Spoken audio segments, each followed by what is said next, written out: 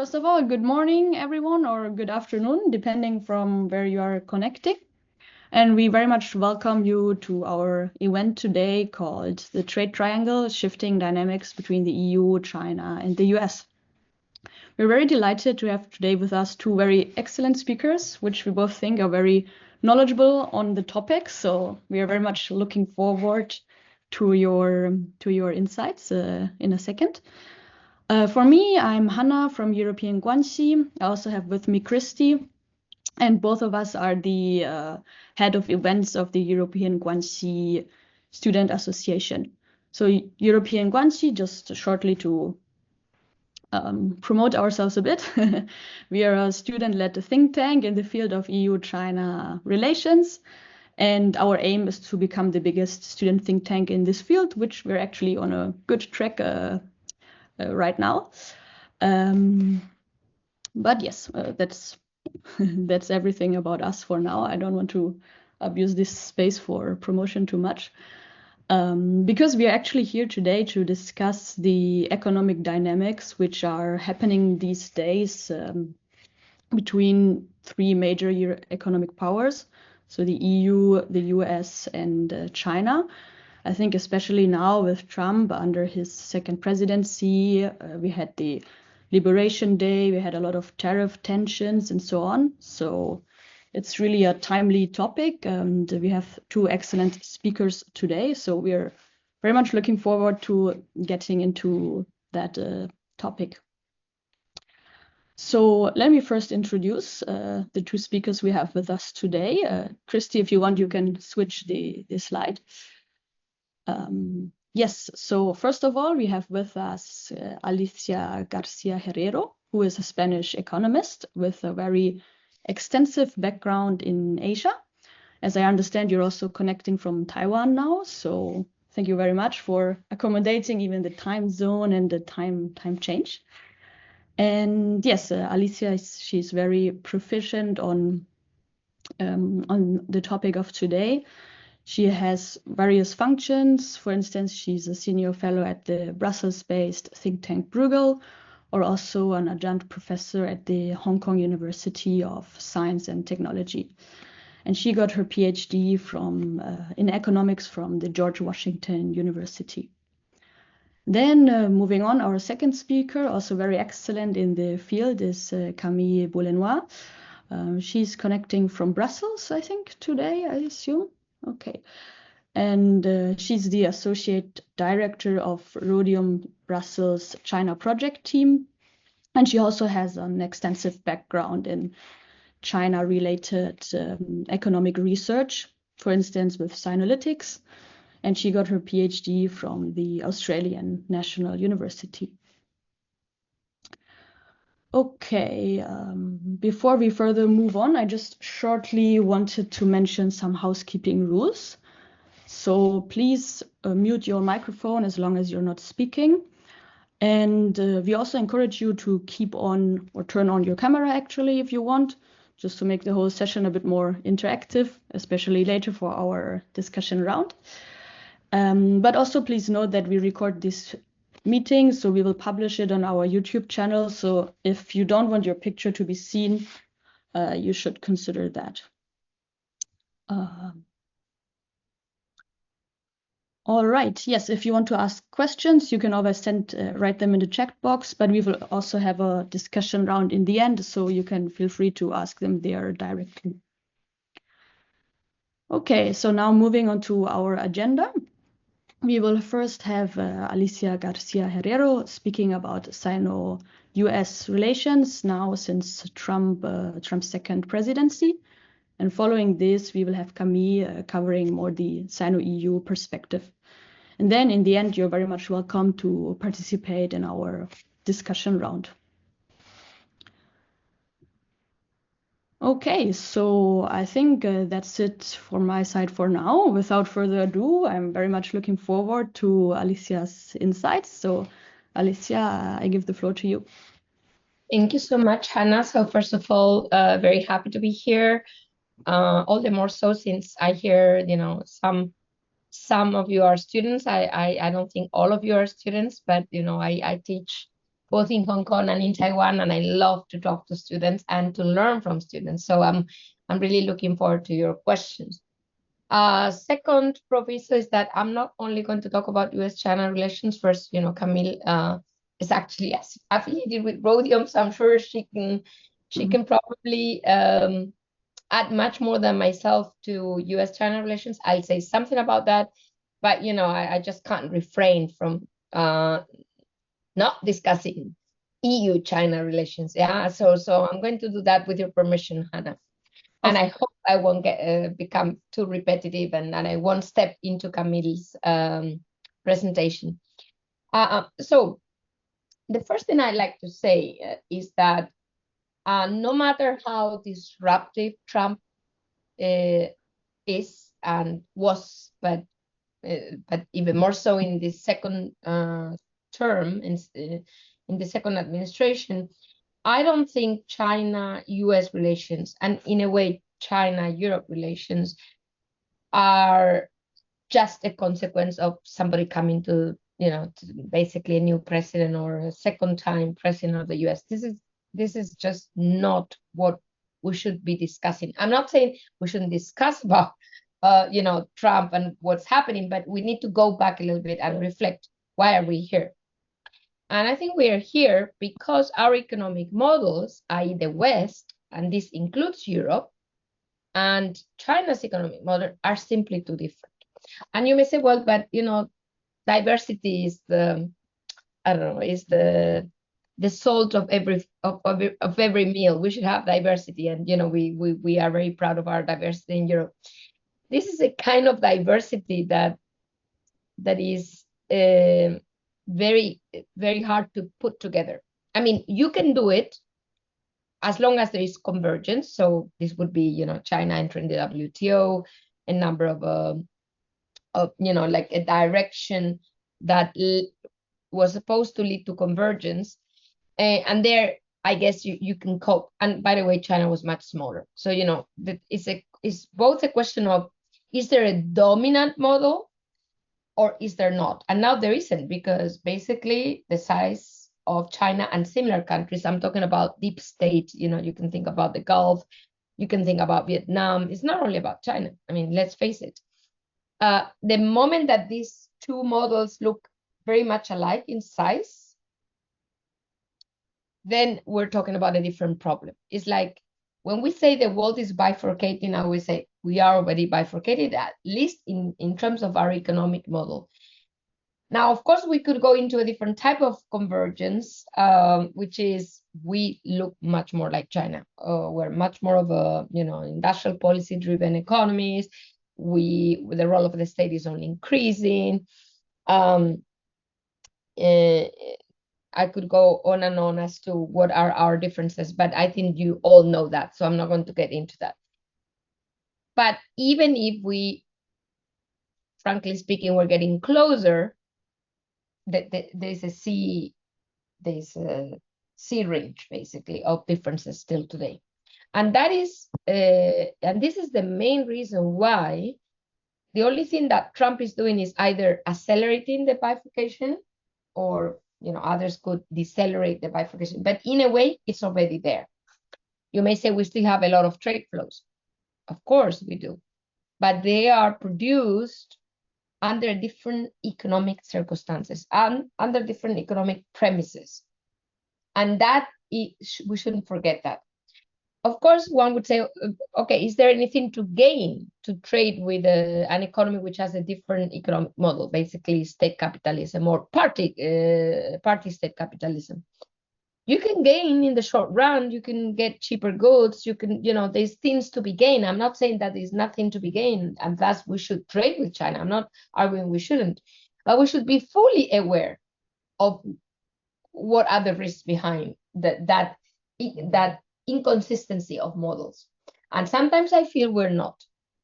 And that's why we, you know, suddenly we're surprised by overcapacity. We shouldn't be over. We should have known from the beginning, because when you have a country with capital controls where savings cannot leave, and they need to invest these savings to the largest extent possible, basically you're going to have a basically full end manufacturing sector, which is then going to export its way out and in a way invest those savings overseas. It's just, there's no other, I mean, it's inherent in China's model. So what's happening is not a consequence of any kind of how would I say, mistake, or some kind of something happened, somebody came and this happened. No, it's intrinsic in the model.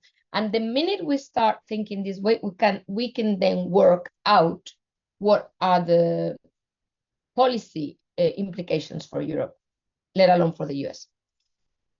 I made a similar speech yesterday with a different group of people, and I mean, not speech, but the beginning of why this is different. I mean, what's the core issue we need to discuss? And the summary of everything I said was, okay, so you are arguing Trump is right. It's just the way he's doing it isn't right.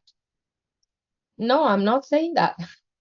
I don't think Trump even gets what's happening. Sorry to say. I mean, it is saying that trade deficits or these imbalances are to be solved by tariffs is against what I'm saying.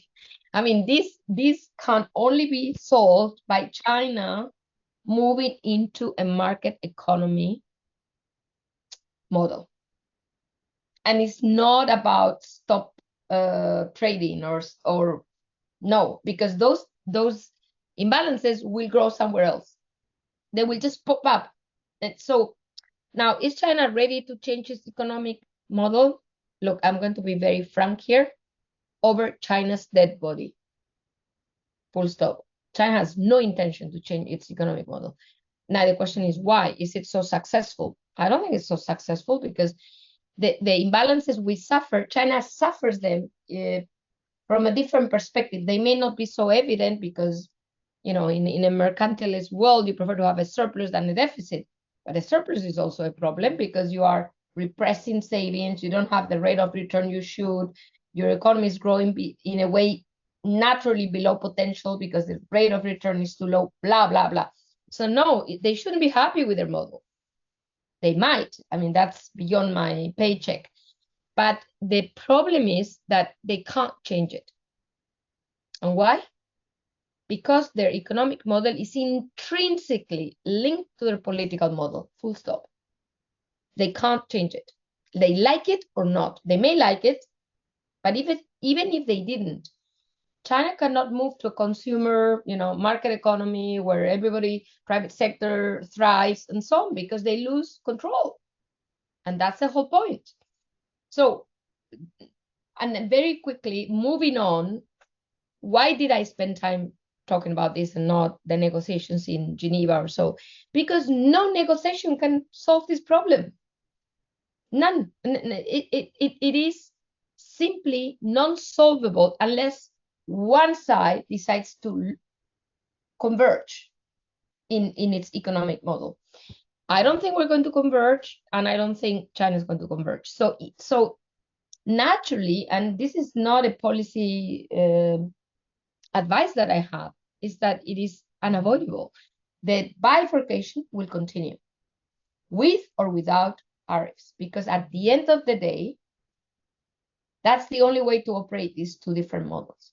So what I'm arguing here is that both for the US, now we move to China, to the EU in a moment, certainly for the US, if the US now decides, which I think is going to do for sure, and any tariff below 50 overall, 20 plus the reciprocal tariff that will be reduced from these meetings, anything below 50 will give China space. Anything above 50 overall won't change much. Imagine we get below 50, and yes, there is a real ease of tension in terms of China potentially being able to export something to the US, which I think will happen. This is only mitigating the long-term trend, just kind of smoothing the path, but it's not going to change the final outcome. So on that note, which is my firm belief that the US will eventually reduce its interdependencies with China, to put it bluntly, maybe more slowly than than desired by the current administration, but still in that direction. The question is, what can Europe do? So if my premise is correct, that this is a kind of a, if you want, a problem of incompatible economic models, Europe shouldn't even start discussing it unless it wants to move to a different economic model. And this is not about Trump pushing us. This is not about, not liking or liking China. It's just not about that. It's about the consequences of not diverging, bifurcating in the light of these two economic models that are incompatible. If you don't, where do you end? Well, I think you deindustrialize, full stop. Do we mind? I do mind. If somebody doesn't mind, so be it, and please tell me what you think Europe can become. But if you agree with that, if you fear the industrialization, and by the way, I wouldn't fear the industrialization if China were ready to import services, but China is not, and you just have to look at the numbers. The first, services are smaller, maybe one day they will be bigger. That's the call that many economists say, but why bother? Services will one day be bigger. And I would say, but they're not, most of them are not tradable. And China has every barrier on services, even more than on goods. So I just don't see how that's going to change. So to make a long story short, and without talking about what's happening now, we can take that in a Q&A. The gains for Europe to be made by all kind of things we're discussing today, free trade deals, resuscitating all free trade deals, you name it, are very small because the two economic models are basically incompatible. That's my take. And I would say the same if instead of China, you would put me a different name of the size of China. Though. If you put me Vietnam, if you put me any of those names, I would just tell you same answer. Problem is Vietnam is much smaller. So, until you don't really come to these very similar sizes, you don't kind of grasp the problem you have in front of you. And that's where Europe stands today. And that's all from my side. Okay, thank you so much, Alicia. This was very interesting. And like a very interesting general point saying that basically the underlying problem is the incompatibility of the two systems rather than specifically China or political points that we have here between the two sides. So I think this is very interesting to see. And I also wonder, as you have indicated already, what this means for the EU, what kind of options are left there for the European people to deal with. But I think we can discuss this later in the discussion round. Now, I would first give the floor to Camille, who I think also will have some very interesting insights on that topic. So yes, Camille, feel free to go ahead and we can have a combined discussion round afterwards. Thanks a lot, Hannah. First of all, thanks a lot for inviting me here. I'm very happy to speak in this event. And let me start by saying that I fully agree with what Alicia just said. And it's actually really giving me a very good sort of conceptual baseline for the few points that I wanted to make. So that's great. The first point, just looking at the scenarios and what's most likely in the coming months and years. I don't have a crystal ball. I can't predict the future. And also uncertainty is absolutely huge at the moment. But there are a few things that appear most likely than others. What appears to be quite likely is that we'll have a baseline of US tariffs on the rest of the world, which will be higher than a few months ago, probably maybe close to the 10% baseline that Trump mentioned, or a certain level that is higher than a few months ago. And that will create some friction between the US and partners, including Europe, of course. The second point is that China-US tariffs will probably decrease in the months to come and maybe in the weeks to come, because they've reached a level that is completely unsustainable. and because there is economic pressure in the US, and will be growing pressure in the US to sort of reach a level that is more sustainable.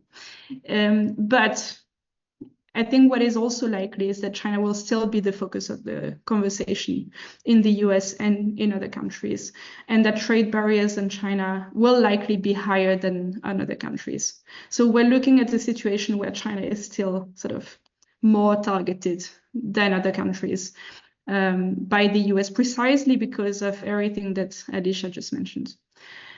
So that's at least the baseline scenario that I work with when I think about what's coming in the next few months and years. Now, what does it mean for Europe? Well, we have seen in the past few months that the trade tensions with the US are pushing Europe to some extent to consider sort of détente with China, to consider maybe not a reset of its relation with China, but at least a push for strengthening ties. Why? First of all, because we can't afford to have two trade wars at the same time. That would be very damaging for the European economy. Of course, the US is much more important for our exports than China. We export much more, about twice as much, more than twice as much to the US than we do to China. But still, China is an important trading partner. A lot of European countries, and rightly so, fear retaliation from China if we push too much. And so there's a sense that, okay, we can't do too much on those two fronts at the same time. There's also at the moment a big push in Europe for administrative simplification, helping business, reducing administrative hurdles, etc. And there is a sense that all the economic security agenda sort of gets in the way of that. So we start to see people pushing for, okay, maybe let's not do too much on the China front. And there's also a sense of opportunity. The idea that China will want to get closer to us now that their door to the US is getting closed, right? Is closing. Of course, one good example of that is China unilaterally lifting sanctions on members of the European Parliament. We hear here and there mentions about reviving the Kai, which is has been in the deep freezer for a very long time, and according to most people in Europe, is still there to stay in the freezer and probably cannot be resuscitated, at least in the form that it had back then. But there are talks here and there about sort of a deal. And of course we'll have the summit in July. So there are opportunities, potentially tactical, to get closer to China, and there's a lot of talk about that. But the big point that I want to make is that this will probably be rather tactical than strategic, and there will be very limited gains from it. And the fundamental reason of that is what Alicia just mentioned, is that the two systems are incompatible and there are very deep economic fundamentals that just get in the way. Economic fundamentals and political fundamentals, because of course, and I won't talk too much about that, but there's the question of Ukraine that really gets in the way of any meaningful détente with China. And actually, we haven't seen China moving on that front, quite the contrary. So that's a fundamental political factor in the equation. I'm going to talk a bit more about the economic factor in the equation, because that's what I do on a daily basis. But the two are really, really important. So let's look a bit at these economic fundamentals that will constrain the potential for a deal with China, let's say, or getting closer to China economically. The first one, of course, is the trade imbalances and what they have caused to Europe's economy. It's not a new phenomenon. In fact, in the past 3 decades, we have seen Europe's industrial leadership decline gradually as China's industrial leadership grew. Between 1995 and 2020, the combined share of the US, Germany, Japan, and South Korea, so the big industrial leaders of the past, so their share in global manufacturing value added declined by 24 percentage points. And exactly at the same time, China's share increased by 25 percentage points. So really you see a one-to-one almost sort of shift of industrial dominance from the West, or I mean, not only the West, but the old established industrial leaders to China. A lot of which, by the way, was predicated on foreign companies, European companies, American companies, Japanese and South Korean companies going to China and producing in China. That's really, really important to get. But so this surge is not new, but in recent years, since 2020, so in the past, say 4 years, that surge, the speed of that increase has been unprecedented. In just 5 years, China's manufacturing trade surplus has doubled. Right? That's just, it's hard to grasp because it's so big, right? China's exports to Europe have increased by more than 40%. Equivalent to 1% of EU GDP. It's just enormous, right? And the increase is, we can't even see it accurately in the data because the data is in value terms. And the increase is even greater in volume terms because Chinese export prices have decreased. And so we actually get a lot more of Chinese goods than what we see in the trade data. So that's what's happened in the past few years. And that imbalance is there to stay because it's deeply rooted in China's economic system. And there are structural constraints that prevent China from moving away from this sort of addiction to exports, right? Addiction to exports as a growth strategy. But there are reasons why it will get even worse. And one of the reasons is precisely the Trump tariffs, actually, because the trade barriers on Chinese, on imports from China to the US are right now so big and will likely continue to be so big that it will divert a lot of Chinese exports to other countries. And where can they go? I mean, Europe is one of the big markets, right? It's one of the big, largest remaining open markets, and so it's going to be one of the key destinations for Chinese exports that cannot go to the US and have to find other destinations. So that's what I mean by trade diversion, and it happens in the first trade war. With lower tariffs. And so it will happen in this trade war, especially so if the tariffs are much higher. And what could make it even worse is that this time the tariffs are so high. Again, we don't know exactly where we'll land in terms of the levels of the tariffs, but they will likely be so high that demand might actually decline in the US.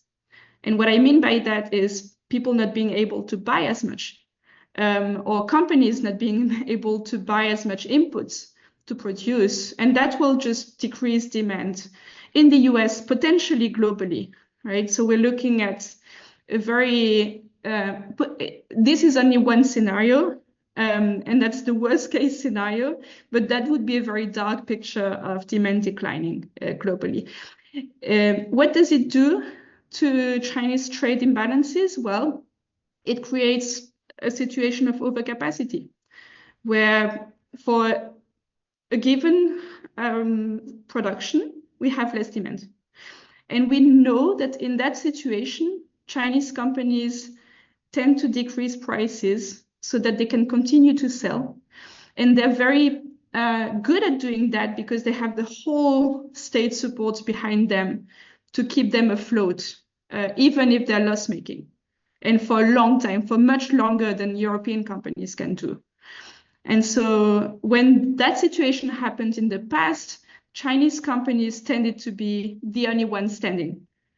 And they tended to gain market shares when European companies tended to just collapse in front of the competition.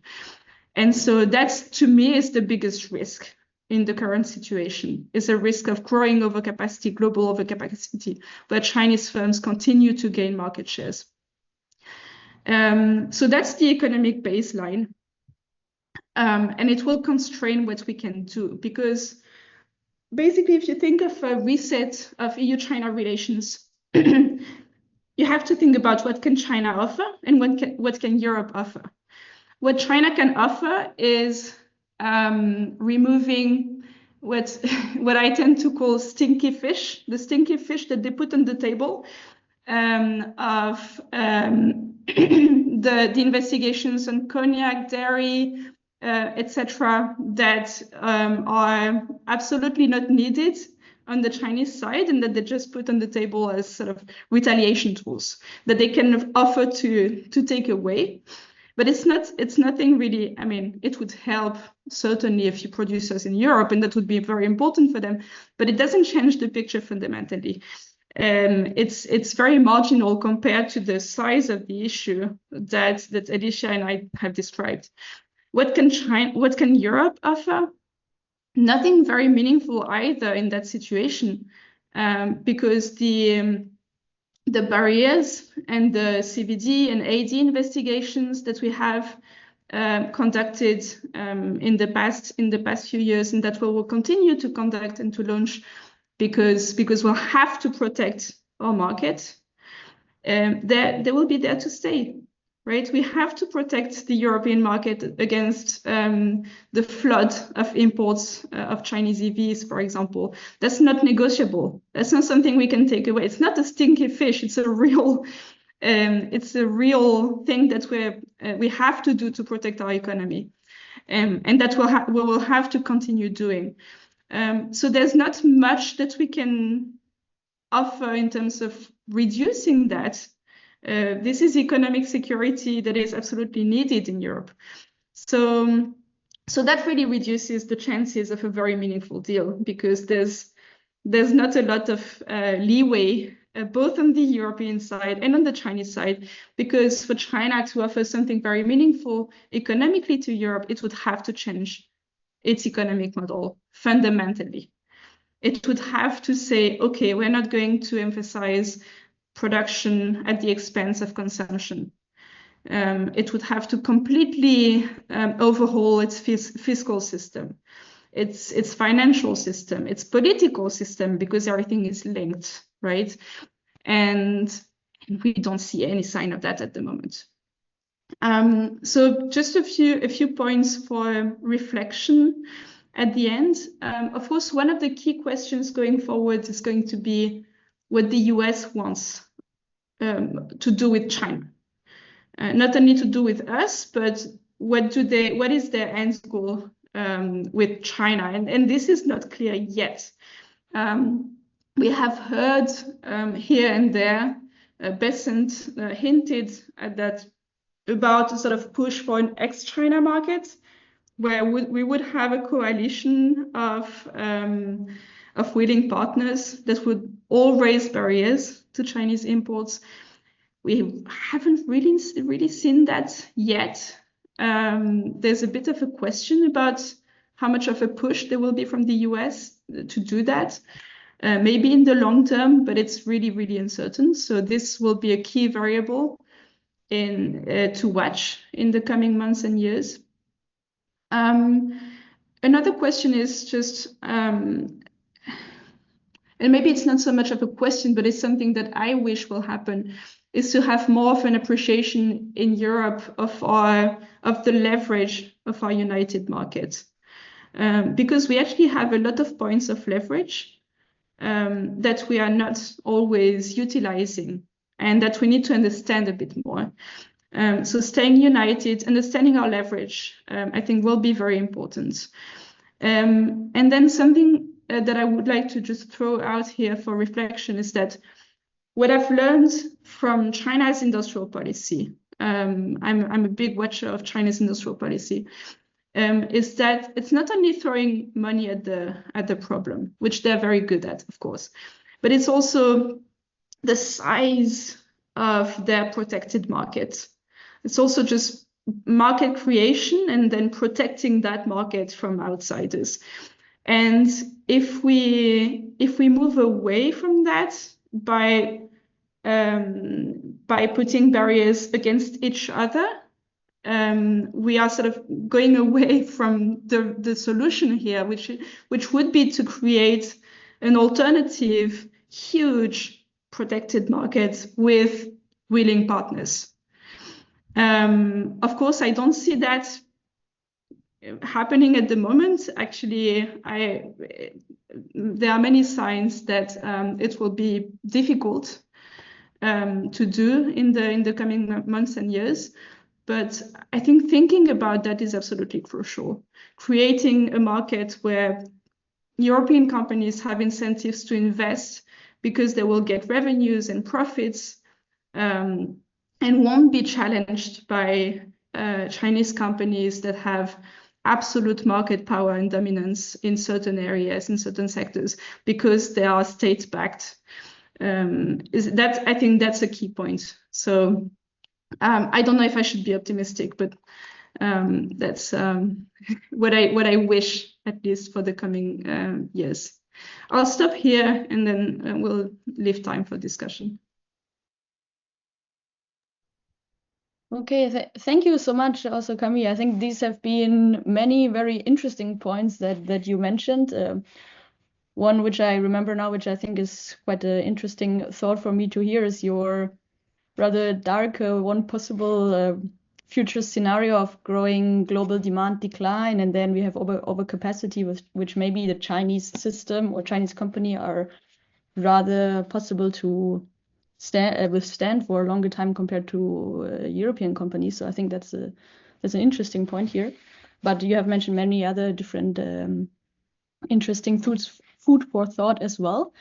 So I suggest we move on to our discussion round now. Christy, if you want, you can share our slide. We had prepared some guiding questions which we thought of discussing. But of course, everyone is very much encouraged to participate as well. So if you have questions, please either write them in the chat box or raise your hand so we can let you ask them yourself directly.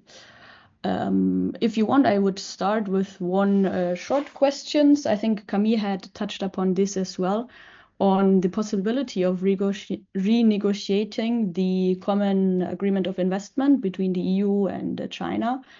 Because also, as Alicia mentioned, I mean, the fundamental problem of incompatible economic system is still existing and we don't see any room of that changing. So I wonder, how does this impact the possibility of renegotiating? And if so, how successful such renegotiations would be? I don't know if Alicia or Camille, you have any thoughts on this, if you want to mention something. So maybe I'll start quickly. So, okay, first of all, are we negotiating? I think now everybody is negotiating with the US. This is the first priority, and anything we hear on EU-China negotiations, for me, are words directed to the US to create leverage, whether it's for China or for Europe. It's for China to say, look at Europe, it's getting closer. This is exactly what happened in December 2020 with Kai. I can't see anybody. I hope you're there. I'm not speaking to myself. Yeah. So anyway, so I just want to say that I don't think we're yet really negotiating with China. But depending, on how each of us feel about US negotiations. So now China jumped the queue. I would put it this way, jump the queue. So except for the UK, which managed to, kind of get to the finish line right before China jumped the queue, the EU is feeling quite uncomfortable about this and this is why you see the threats or, like 100 billion additional goods in tariffs to the US, because they feel, wow, China jumped the queue. And now I need to wait for your negotiations to know what my stand will be. Because for Europe, it's also about the relative tariff with China, because we export to the US, China wants to export to the US. If China remains in blockade, I would call it factually a blockade, 145 import tariffs in the US, we should increase our market share in the US in many products. So, because of this, I think what we're doing is posturing, versus China, look at the US, and then, not much more. But if the US really imposes heavy tariffs on us, and we need to turn to China, and China is treated relatively better because maybe it gets the same tariffs as us, eventually, imagine. Then we're going to go dragging our feet or kneeling, literally kneeling. I have to tell you, and I wouldn't, because all of this was Chatham House, that I have had a number of conversations with Chinese academics, I wouldn't say officials, on why Europe needs to basically come to China today, not tomorrow. And it's all about the US. The US, your big brother is treated. But when you push them, okay, but give me an argument, forget about the US, about us, not a third party, like a marriage proposal. You don't talk about, like you talk about the two people. No. And I think the main reason why they don't is because there's nothing to offer. There's nothing to offer. The offer is lower your import tariffs on electric vehicles, open your market further, but I cannot offer much because China's exports are going to plummet. So they cannot import more. It's just impossible. Look, we have data today. Export growth around 8%, import growth 0%. And that's going to continue. Well, the 8% is going to go down for obvious reasons, but they cannot import if they don't export because they need, so we economists call it the contribution of external demand to growth, which is massive. So it cannot suddenly disappear or become negative. So this is why there's not much to offer. Is there something to offer to our companies?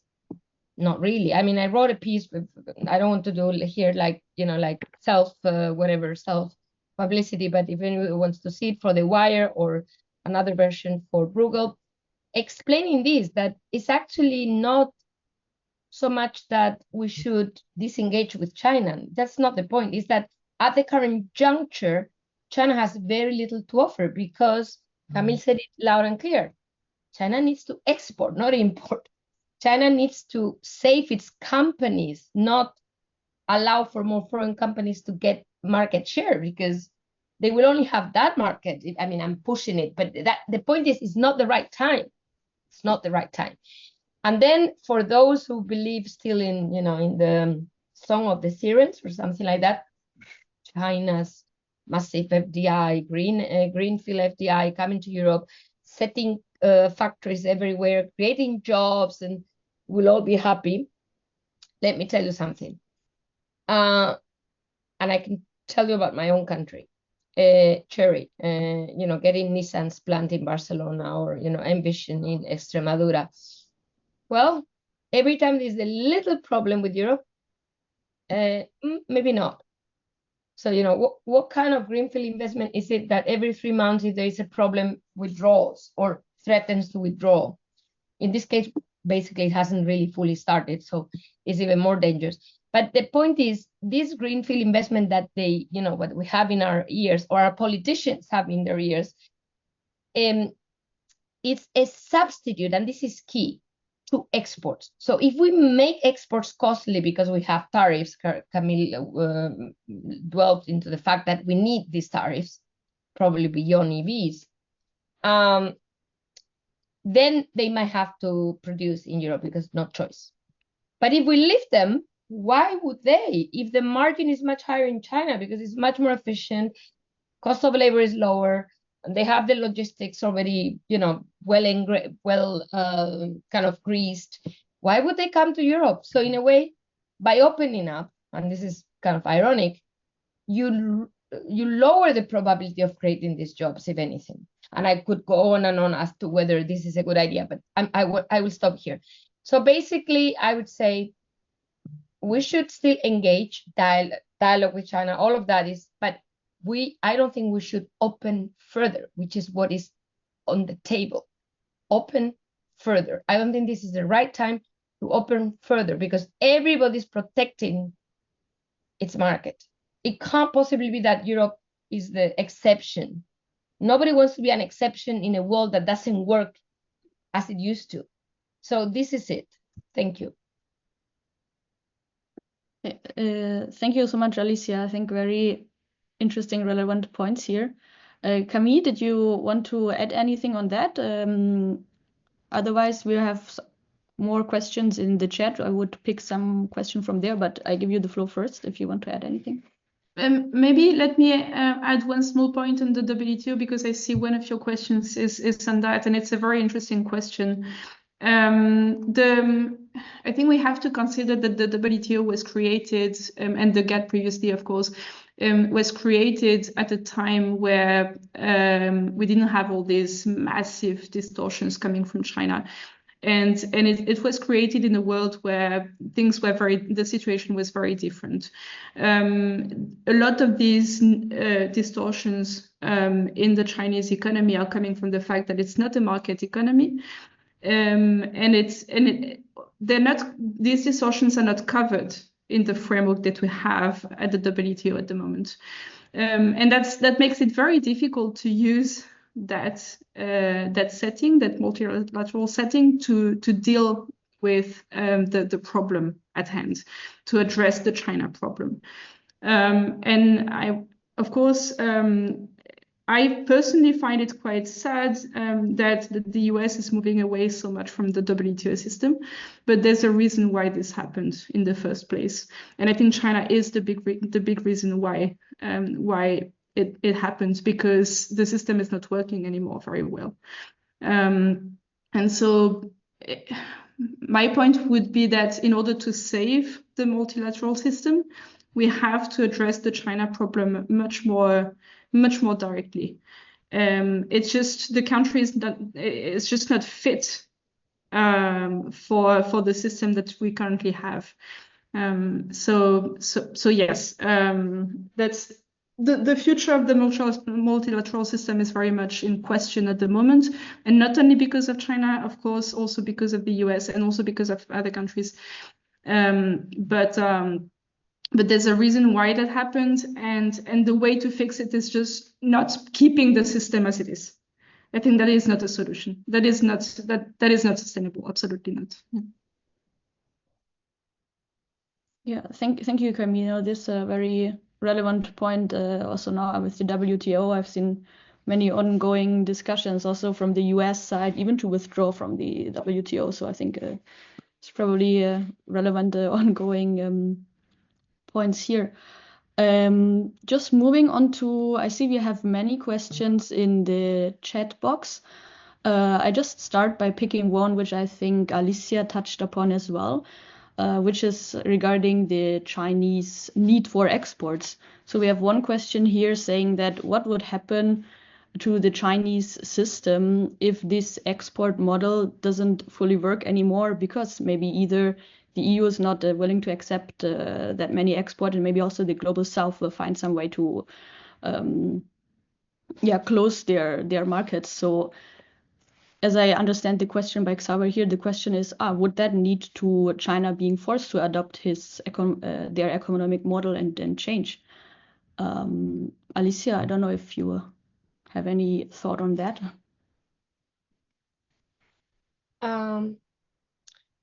I think Camille already referred to this, and I did so at the beginning. Maybe, unfortunately, not. Probably not in an articulated enough way so that it was convincing. But China can't change its model. It's not that it doesn't want to. It's not that it doesn't get it. Some people still believe that China doesn't get this thing that they need to consume. Come on. China is much smarter than that. It's just they can't, because Camille said it very clearly, it's all interlinked. The political model, the economic model are part of the same coin. Two sides of the same coin, basically. So even if Europe decides to, create barriers, China will go somewhere else. And you may say, where? And I still remember literally in early 2016, G20 summit held in Shanghai. I still remember when China was in an overcapacity problem, And, I still remember that at this meeting, at this conference, there was all of the intent to convince me that there was enough space for China's capacity. This is 2015. And my answer was, look, I've made calculations. You need the moon. And I repeated, now they need the moon and Mars, because the capacity, and look, we have a conference on the 19th of May at Bruegel on exactly the point of green tech. So some people say, there's no such thing as overcapacity. No, it's just that the demand is delayed because, we're all so lazy in complying with our, green transition targets. Look, we use the most stringent targets, and we look at China's capex in this. So first, is China able to produce enough for its own transition and the rest of the world at the share that we have now, like it's 90% solar panels, 70% wind turbines, you name it. They have, if they continue investing at this pace, their overcapacity will triple. I mean, this is why I'm saying you need the moon and you need Mars, because we've come to a point where it's just not feasible to absorb it, no matter the targets in some sectors. I'm not saying this is true for every sector. So, and this is because of China's sheer size, 30% of global manufacturing. Can you imagine? So, this is it. And I mean, to make a long story short, what can you do? You consume more. Well, if you consume more, Camille said it again, you need to reform your fiscal model. You need to stop subsidizing, and you need to give money for people to consume, pensions, unemployment benefits, you name it. Why wouldn't you do it? Because you lose control, because the subsidies are given to those who follow you. That's it. It's the CCP model. I mean, but if you have to give up, the model of the kind of European welfare state model is not that you go to your, to your local civil servant, or let alone politician, and you beg for a subsidy. It is an automatic stabilizer, we call it. Yeah, it is basically the law. It's not by law. Well, maybe it's by law. My point is, nobody has to take any decision. And that's essential.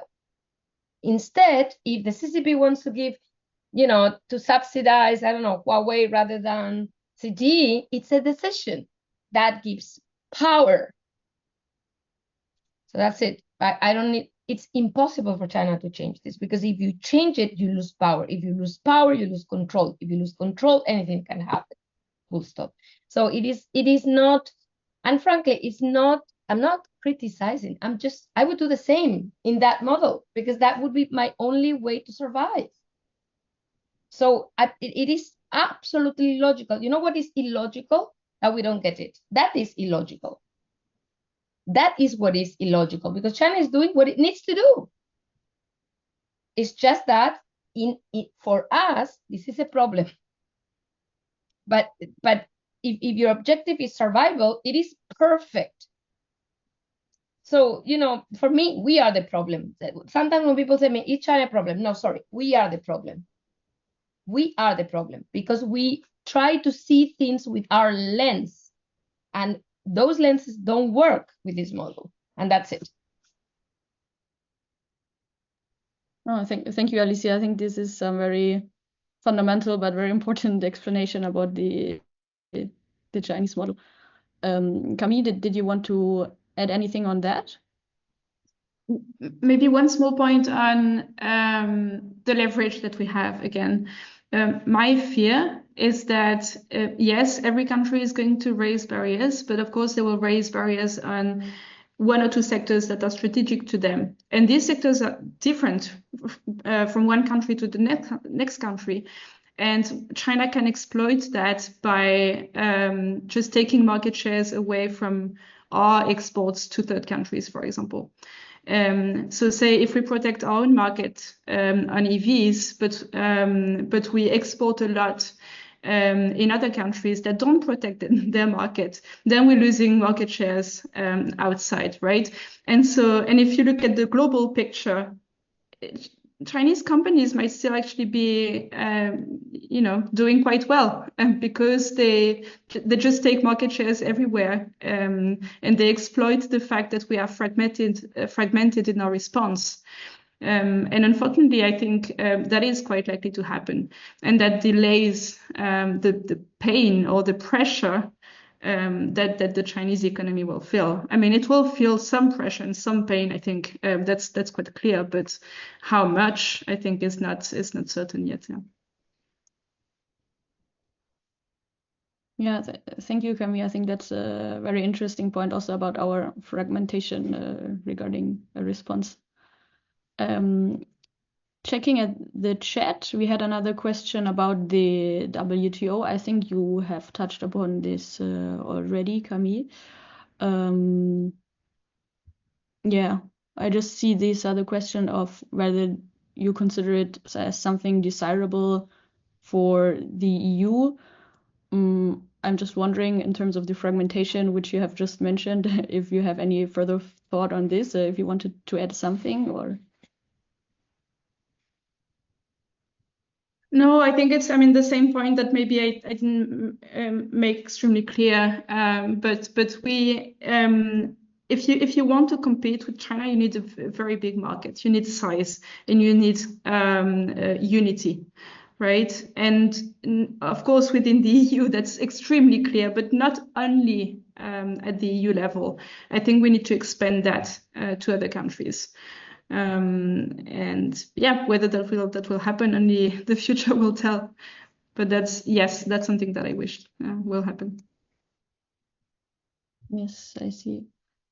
Okay, I think we have soon reached the end of our event today. Alicia, unless you have any further final point or final remarks, or also Camille, I would give the floor to you if for any final comment.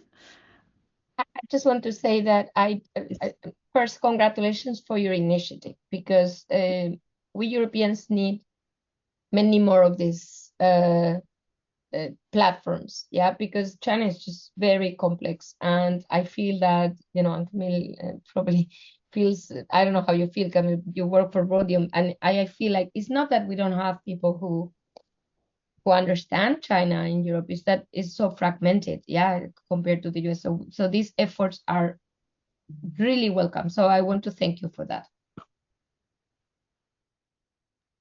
Yeah, just thanks as well from me. It was a great event. Thank you.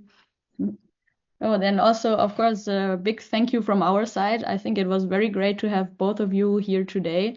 Both of you had very interesting points. I took some notes, and I think I will keep thinking about it later today, because I think there have been very many interesting points that have been mentioned today. So yes, from our whole European Guanxi team, we sincerely want to thank you, and also to all the participants who have been listening today and asked questions. Thank you very much to everyone. As I said, we recorded the event, so we will share it later on our YouTube channel. In case someone missed it or wants to rewatch it later on, feel free to do so.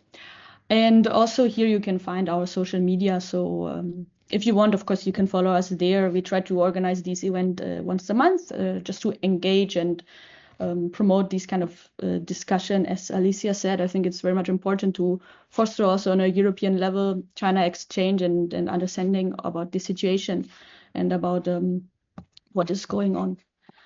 Yes. Okay, so I think that's it for today. A big thank you to Alicia and Camille, and I hope you have a good day or evening, afternoon in Taiwan, actually. Thank you. Have a nice weekend. Bye bye. Nice weekend. Bye. Thank you. Thank you. Bye.